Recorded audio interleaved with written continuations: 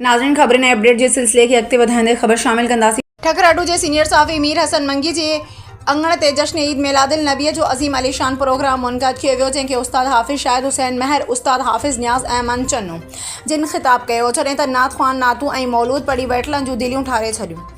Programme जा इंज़ाम हाजी नज़र मोहम्मद मंगी, हाजी अल्ताफ़ हुसैन मंगी, तालीमदान मोहतरम मोहम्मद हसन मंगी ऐं मंगी बिरादरी जे माण्हुनि संभारिया। प्रोग्राम समी आशिकाने रसूल समेत ख़ुसूसी तौर मुबारकपुर थाणे जे SHO जावेद मेमन ऐं कैंट थाणे जे SHO अब्दुर्रहमान काके पोटो जिन शिरकत कई। पर अॼु कम बेवकूफ़ी वारा तो करे, मामूली टोपी जे लाइ पंहिंजो सिर जोखिम में तो विझी पियो। तोखे ख़बर है काफ़िरनि सां जंग थी वञे, मत काफ़िरनि जे हथां तो शहीद थी वञे। ख़ालिद इहा ग़लती न कर, वे पंहिंजे अॻ में जंग कर, पोइ बाद में टोपी ते ॻोल्हींदासीं।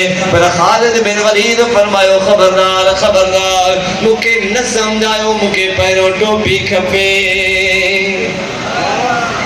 टोपी गोले गोले लधई, टोपी पातई, जंग खटे विया ख़ैर सां।